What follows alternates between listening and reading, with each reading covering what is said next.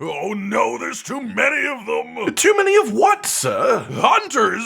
There's millions of them! Everywhere! But isn't that a good thing? Quick, somebody make a gathering hub! A big one! Ladies, gentlemen, and monsters of all ages, there is constant discourse in the Monster Hunter community about comparing games in the series for all kinds of different reasons, but today I want to focus on one that we can all view as a positive, which is success for the series, success for the developers, and even more incentive to put more time, effort, and budget into Monster Hunter moving forwards. Specifically, I want to talk about Monster Hunter Wilds, Monster Hunter World, and their relative success, both to each other and for Capcom as a whole at comparative points in time, and what this means for us, the players. To start off this conversation, then, the big context needed is that by the end of the first month after its release, Monster Hunter Wilds had sold 10 million units already, 10 million copies of the game, which means potentially 10 million separate players across all platforms in a game that has crossplay as well, so you can play with people on other platforms.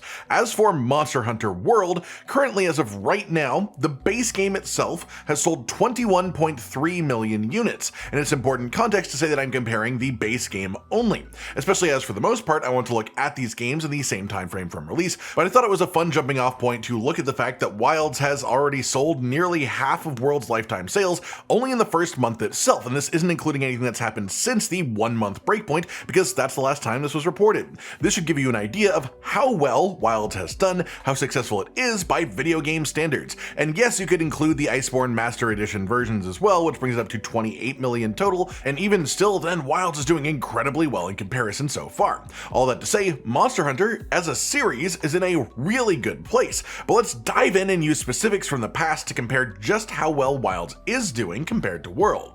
After the launch weekend, Monster Hunter World had sold somewhere between 5 and 6 million units. Some sources say 5, some say 6, so we'll just put it somewhere in that range. In comparison, according to Gamatsu, Monster Hunter Wilds had 8 million unit sales in its first 3 days after release. So at minimum, we're looking at a 33% increase in immediate return compared to Monster Hunter World, which was the best-selling Monster Hunter game and the best-selling Capcom game to date. Dip a bit further to a month past the release, and for Monster Hunter World, a lot of the actual trackers were logging it at 5 weeks instead of at 4 due to the specific release timing, but at the 5-week mark for World, it had sold somewhere between 7 and 7.5 million units total. Monster Hunter Wilds, right at the 4-week mark, had sold 10 million units, so again, this shows a consistent increase of a bit over 33% compared to World's metrics on a similar timeline, but that is where we hit our sort of wall here, as well, Wilds hasn't even been out for 2 months yet,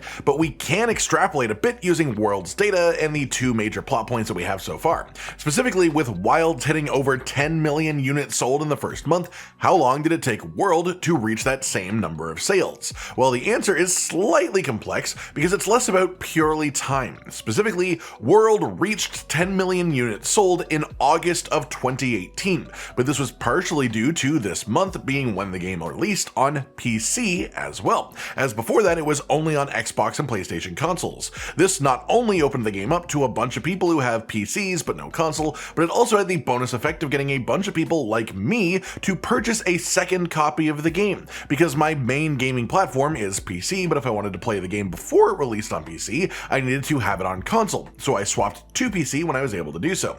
This means that I am responsible for 2 different copies of the game out of the 10 million, and I am far from the only person who did exactly this for this exact reason. Now this puts a caveat in both directions, because with Wilds being available on PC from launch, it means that they got all of the PC audience that didn't hit World until 7 months after release. But simultaneously, with a lot of those people being second purchases, it's not necessarily new players for World or more players for World when that happened, so much as these same players just shifting around. But that said, does that really matter to Capcom? Maybe a little bit, but generally speaking, the publishing side of things just cares about the actual results, the number of units sold, the amount of money coming in. So if it's the same players, they don't care all that much. So it doesn't matter if a copy of the game is sold to a new player or to someone who already owns the game. Does it matter to the actual players of the game? Sort of, because with PC releasing at the same time for Wilds, and even more so the fact that it has crossplay and you can play between systems, means that, at least in comparison to when Monster Hunter World hit 10 million units sold,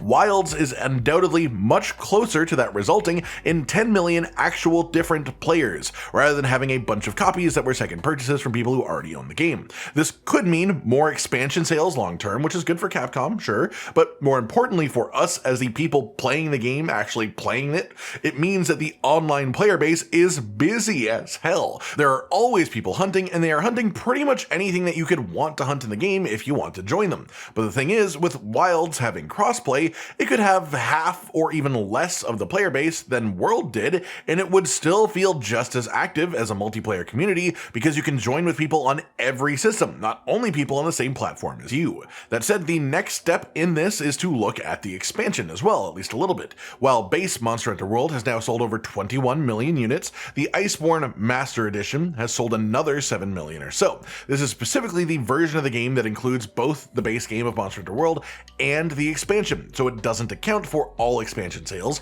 but it gives an idea of how many people jumped in with Iceborne itself's release that had never played base World beforehand, or people who were switching platforms, as I mentioned earlier with the base game, when the expansion came out. This is the version that includes both the expansion and the base game, so it is a very relevant stat to actually look at. As for the expansion by itself, it released in September of 2019, and we have this tweet from the Monster Hunter team directly letting us know that the expansion itself hit 10 million units sold in January of 2023. So quite a slow climb for the expansion. That's like 3.5 years, and it'll be interesting to see if Wilds keeps that same split.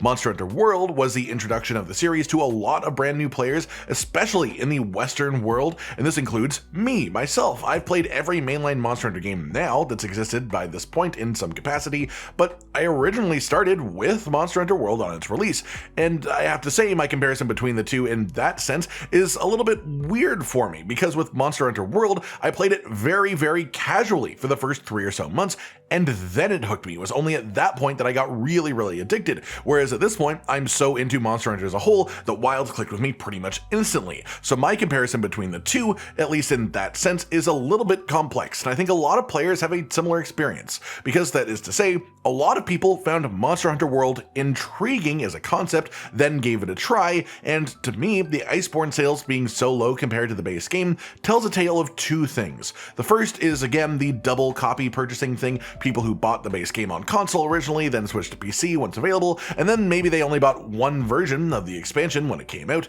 instead of upgrading both versions of their base game, because why would you? The other is because World invited so many new people to check out the series and try it out properly. Well, put simply, not everyone stuck around. Monster Hunter World is theoretically the highest percentage of new players of the player base the series has ever seen, and like it or not, Monster Hunter is not an easy series to get into for the first time for a lot of people. It takes effort, it takes dedication, and usually it's helped by having at least one person around you who knows Monster Hunter enough to try and get you into it, and it takes quite a bit of time before you truly start to reach peak enjoyment from Monster Hunter's gameplay loop. But once it clicks, it clicks. For a lot of people trying the game for the first time, it simply may not have clicked before they decided to stop, and then they of course wouldn't have purchased the expansion if that was what happened to them.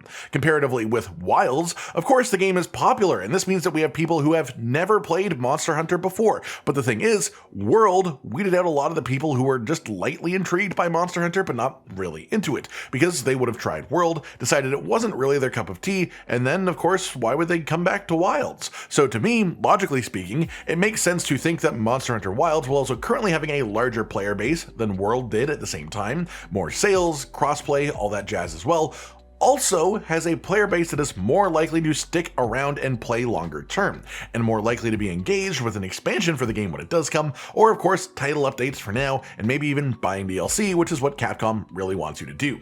All this to say, Monster Hunter is thriving. Monster Hunter Wilds is at pace to be the biggest seller Capcom has ever had by a landslide. It's already surpassed launch benchmarks, 1-month benchmarks, and player-based metrics for any Capcom game to date, and it doesn't seem to be slowing down yet either.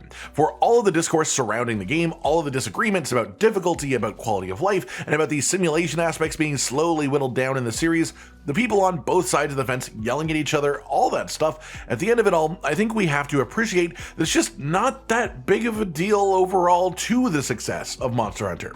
Different people will like different things. That is how the world works. But it seems to me that a lot of people like Monster Hunter Wilds, and that's a good thing for all all Monster Hunter fans. It's obviously a great thing for anyone who actually likes the way that Wilds plays, but for those who don't consider Wilds to be their favorite Monster Hunter, these results and these sales simply mean bigger and better things for the series moving forwards. Monster Hunter World was a breakthrough for Monster Hunter. While Rise and Sunbreak did come out after World and Iceborne, they were in development before World and Iceborne were released, or at least fully fleshed out, before we knew how popular they would be. And so realistically, Monster Hunter Wilds is the first game to be fully created and realized after Monster Hunter broke into the mainstream success that it has right now. And regardless of your feelings of the choices made on the gameplay loop, it's really hard to deny that Wilds is the most impressive Monster Hunter game to date from a technical standpoint, if nothing else. The budget, the effort, the time being afforded to the series now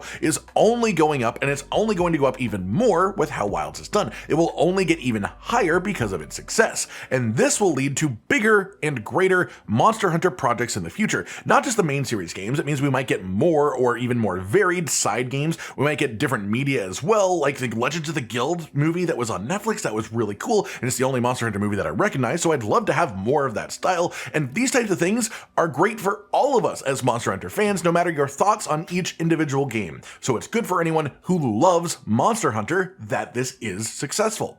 But on that same note, I do want to say that regardless of how loud the discourse may seem, it's all pretty much the same things that were being said about Monster Hunter World as well when it first released. But now, some of the people who defended World from those criticisms are the ones using the exact same words against Wilds. But the thing that I want to drive home is that the people who genuinely dislike Wilds is a very small group relative to that 10 million copies sold. Yes, there is absolutely valid criticisms that exist for this game, specific objective criticisms, especially with performance issues, above all else, and some general bugs too. But pretty much everything past that is just personal choice. Some people like it, some people don't, and usually people that don't like a thing are more likely to go around complaining about that thing, because the people who do like the thing are busy actually playing it or otherwise interacting with it. If you are enjoying yourself with Wilds, don't let other people bring your enjoyment down. If you aren't enjoying yourself, that's fine, that's your right, that's your life. This is still good for the series long term though, and my only request is that you don't try to belittle other people for enjoying themselves or try to make them enjoy it less. Let people have fun, let people be happy. That's what I like to live by personally, at the very least. That just about does it for today then, everyone. A discussion looking at the numbers surrounding Monster Hunter World, the currently overall best-selling game in Capcom history, and Monster Hunter Wilds, the game that is beating the pace that was set by World and is projected to be the new best-selling game in Capcom history before all is said and done with it. A conversation about why that may be a thing as well, how it may impact the future of the game and its future expansion, and of course, the Monster Hunter series as a whole moving forwards too. I hope you've all enjoyed this, and let me know any of your own thoughts on this stuff down in the comments below. Like if you liked the video, subscribe to the notification bell for more, and most importantly, ladies and gentlemen, until next time, stay sweet. Josh, Cotton, and Hollow with the videos, dropping the humor like a hammer on your tippy toes, bringing entertainment on a daily arrangement to take our insanity and turn it into entertainment. Yes, I said entertainment twice, to reiterate that it is nice to look into your faces on a mostly daily basis when you let us in your homes to make the whole world a stage. Goodbye.